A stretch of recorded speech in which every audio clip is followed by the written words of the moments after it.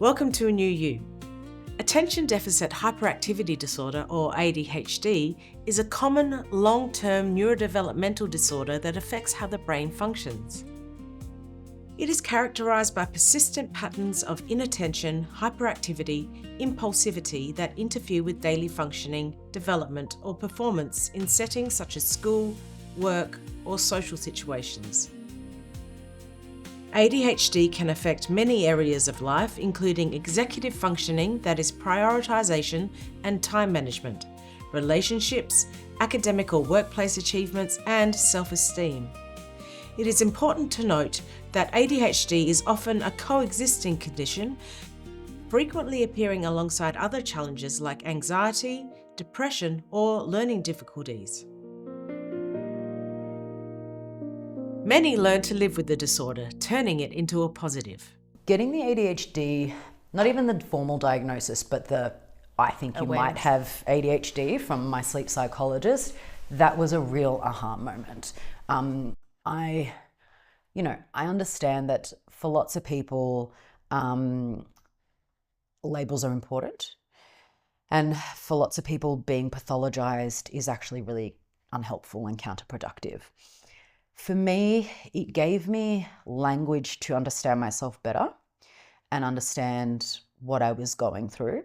And it probably comes as no surprise to people that someone that had ADHD all my life that was undiagnosed, it was the middle of COVID lockdowns, so I had 2 years in a high pressure job where we were all working from home full time, not being able to do any of our normal things, including our normal coping mechanisms, like seeing friends, family, exercising. And on top of that, I was studying my master's degree, part-time, which had been very manageable when I was not just sitting at a desk for 16 hours a day. But all of that removal of structure is really what unraveled me. And so, which is quite common for people with ADHD. So for me, I found that language and then the research I was able to do on that really helpful, almost immediately, really. And I have often wondered, because it was like a 6-month wait period until I actually got in to see the psychiatrist to get the diagnosis. I've often wondered what might have happened if I didn't get the diagnosis, because I felt so strongly with a diagnosis before I even had it. But maybe it doesn't matter because I got it and I didn't actually ask for it in that way. The autism diagnosis was a bit of a shock for me, and I didn't know what to do with it. Same with the OCD diagnosis. So I got the OCD diagnosis first, and my psychologist was quite upfront from the beginning when he said, look, I think you definitely have ADHD, but I also think there are some aspects of these other things in here. And he listed a few things and said, but we'll work on that together. And I do think my psychiatrist has been quite good around like helping me understand the value of the labels without putting too much emphasis or weight on them and what they mean for me or anyone else. And I think OCD is just something, to be honest, I still don't know that much about. Because one would think OCD, when you think OCD, you think there are very obvious behaviours that go along with OCD. So without pathologizing, how does OCD show up in your world? Yeah, mostly it's internal in terms of like counting and like repetitive behaviours that I do in my brain, internally. Like I'm talking to myself a lot. How that links to anxieties has been really interesting for me to come to terms with and understand, because it's not quite so obvious as it might be for others. I think, for example, for some people, they might have an anxiety around, I don't know, being hurt when they leave the house.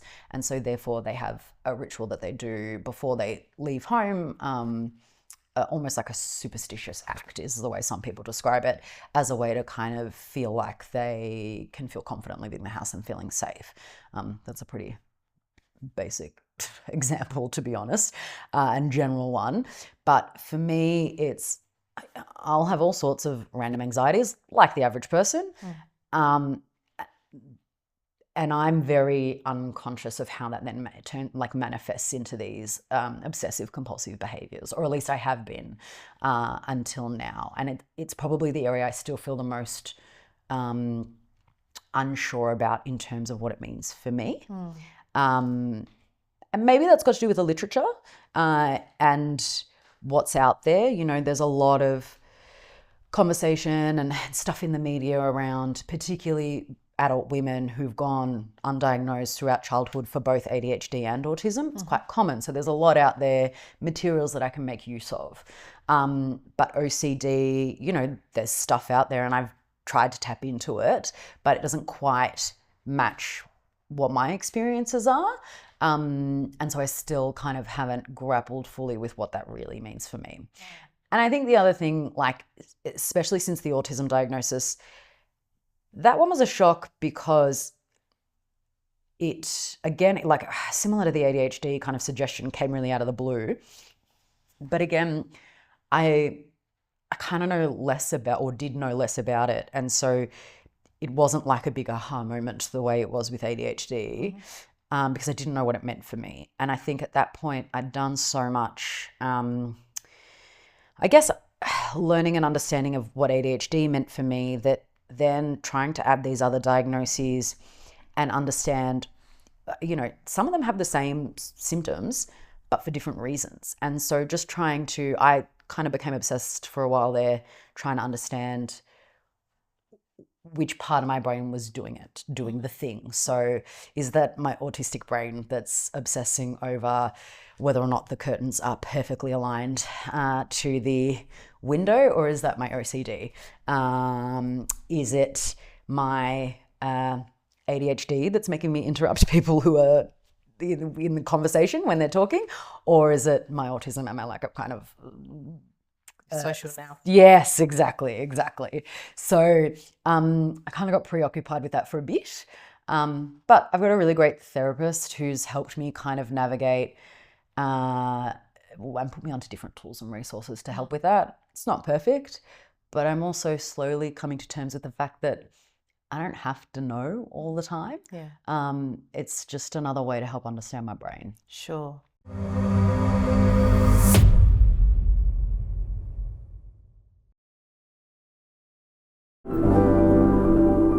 Many adults with ADHD are not diagnosed until later in life, often because their symptoms, such as internal restlessness or difficulty with organisational tasks, may appear subtler than they do in children.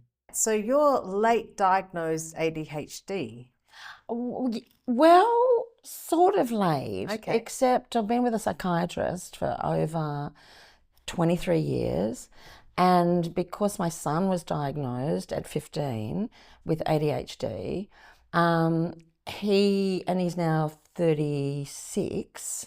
So my psychiatrist, you know, is very well read, and said, "Pammy, the apple doesn't fall far from the tree." And so we looked at all of my traits, and so we had an understanding that I had, you know, ADHD traits.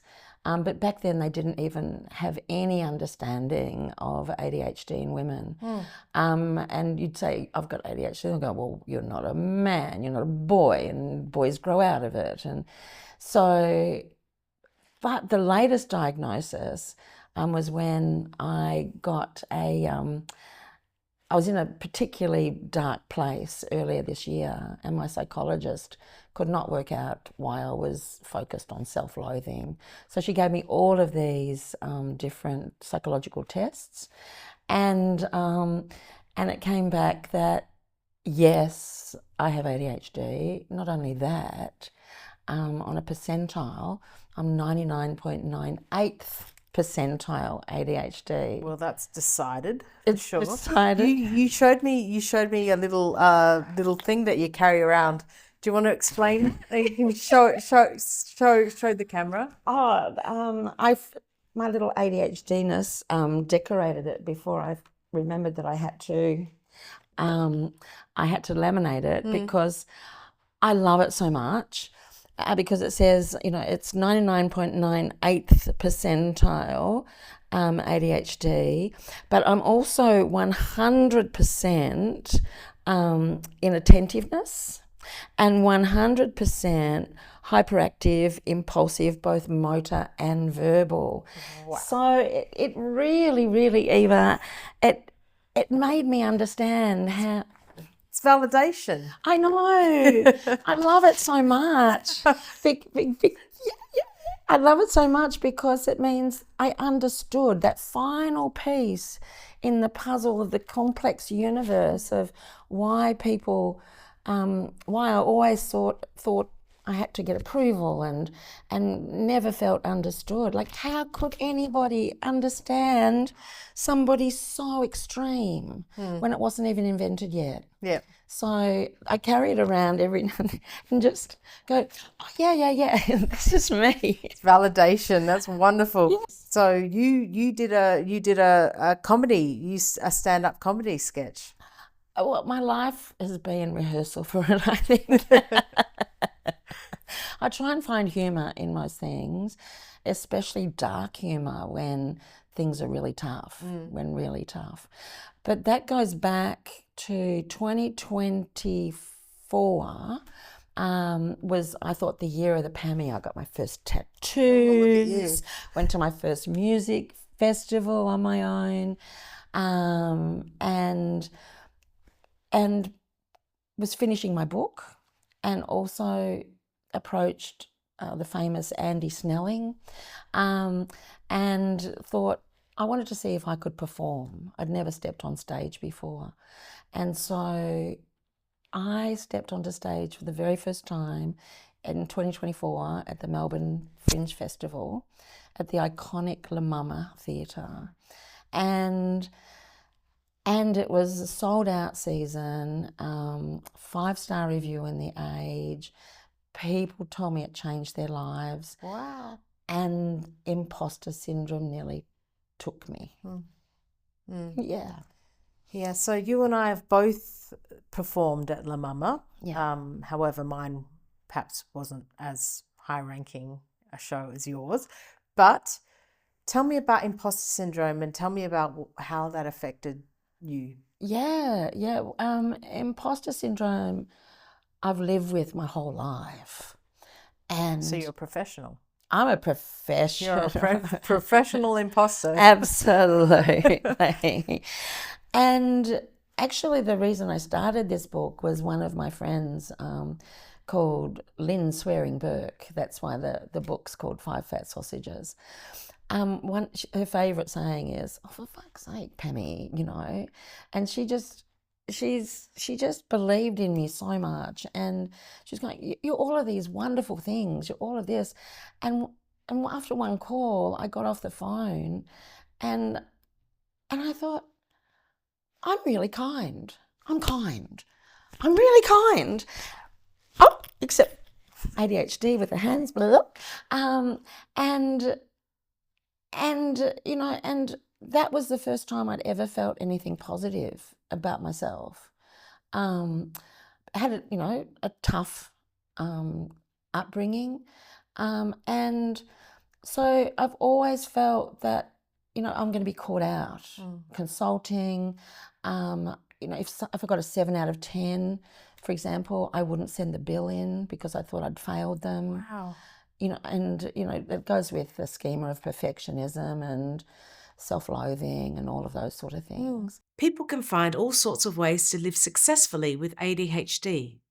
Animals can play a big role. ADHD side of my brain finds a stillness I don't really get anywhere else than Path of the Horse.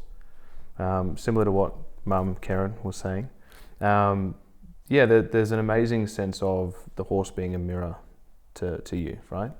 I'd never had any interaction with horses really before being there. I found them quite scary initially because they're massive, they're vast, they're just such big animals.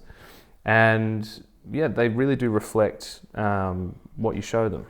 So there's a perspective where you have a fight or flight decision where I can either be afraid and timid and kind of stay away from them, or I can control my breath because I don't have a choice. So that's kind of the thing. They're so scary and so vast that if you want to have a successful interaction, you have to kind of get control of your breathing and calm yourself down.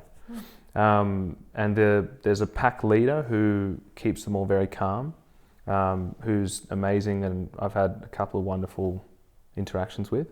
Is this a horse you're speaking It's a about? horse, yeah. Yes. Not Dean, yeah, not the guy who runs it. But there's also some training I've done with the horses, so some kind of work in the training yard, which has been amazing because they do test you a little bit. I think they know their size and they know that you're smaller than them, and they'll only listen if you kind of build that self-assurance, which is amazing. It's good for your confidence, and you never leave Path of the Horse feeling as bad as you did when you arrived. And I think that speaks a lot for it, you know. And I've been with a good friend of mine as well, really an unlucky anxiety sufferer. I've always had the other end of that spectrum with depression. And, you know, it's dealer's choice which one you'd rather. A lot of people have both. I guess I was fortunate with just having one side of that equation. And being around them, like they surround people who are anxious. And I don't know if it's the herd mentality where they want to relax everybody and just say, hey, we're all good here. This is our home. You're okay.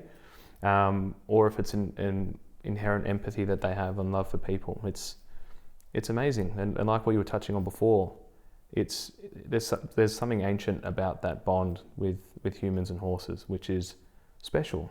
And to talk about it is almost to misunderstand it. It's something you have to experience rather than discuss. Of course. Yeah. Can you share with me what happens when you stand next to a horse? Sure. Your heart rate drops. With my ADHD, I often feel like I'm in those old-fashioned pinball machines. I find it very difficult to have linear thought. So you're a brave woman interviewing me. You won't be able to keep up. But there's a linearity and a clarity that comes to you. It's almost like, it's like a warm blanket at times. It's probably the best way to describe it. Or a hug from a partner, or one of your parents or someone you love. Yeah, it's a deeply warm and satisfying feeling. But you are also very present.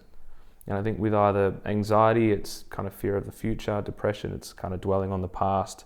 It pulls you out of those headspaces just to be present in the moment with that animal. And they look at you. They really look at you and suss you out. They are a prey animal, you know. So you feel really good. Like if your intentions are positive with the horse will refract that positivity back to you, which is nice. You were speaking about how the horses help not quell, but help bring your thoughts into line after, having an ADHD brain, having a brain that goes a billion directions all at once. Yeah. How do you find that the horses help change that? And what happens to you? How they change that is you're in the room in a space with an animal that could kill you very easily if you make a mistake. And imagine it. Yeah, but there's a I guess something that the human body does when you're in feasible danger, or foreseeable danger, pardon me.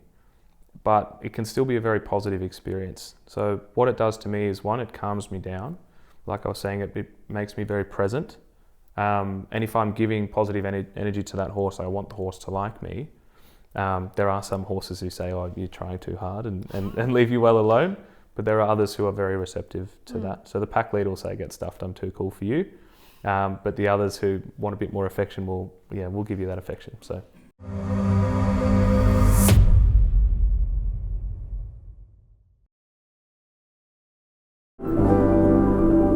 The main benefit for something like Path of the Horse, for let's say young men specifically, I obviously can't speak for everybody, but there is a general lack of ability for us to express emotions.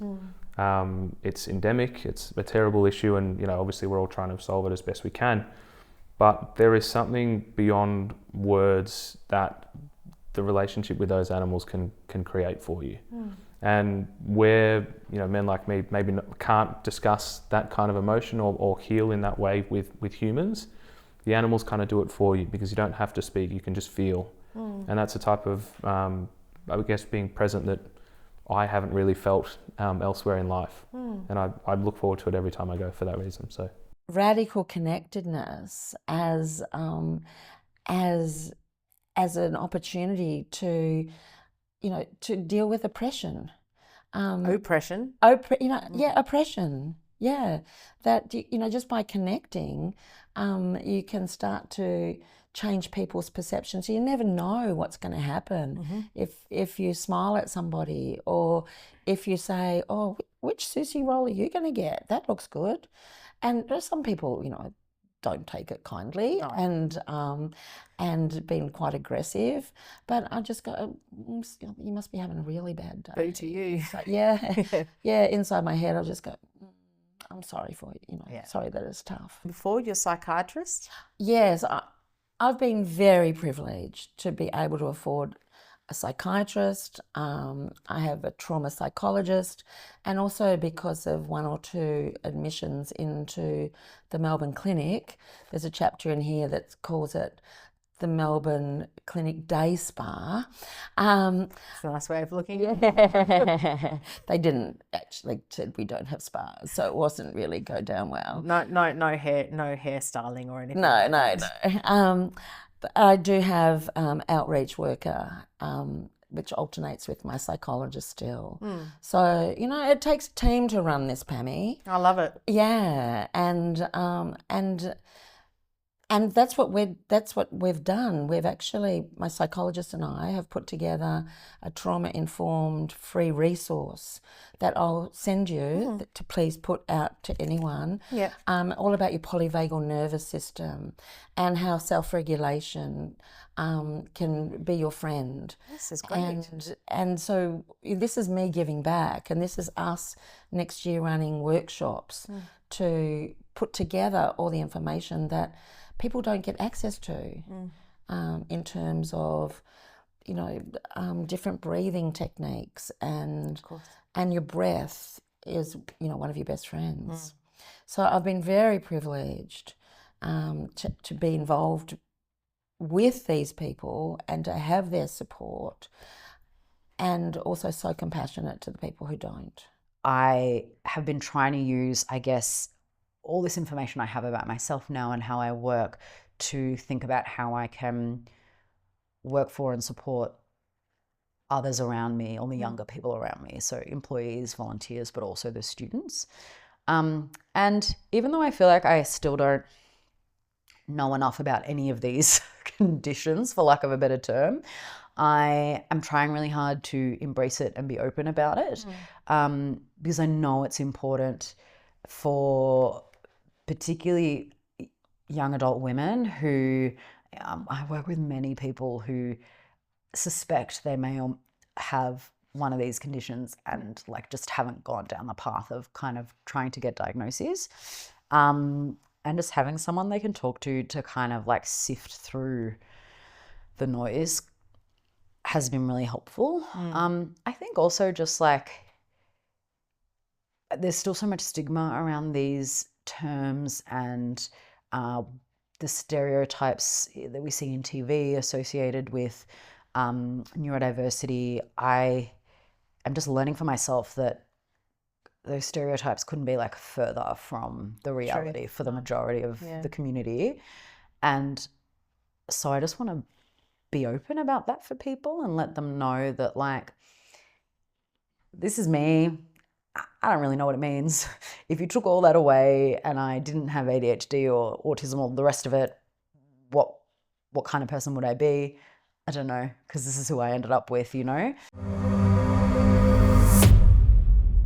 That's all for this week. If you'd like to contact us, email us at info@anewU.au. See you next week. A new you, a new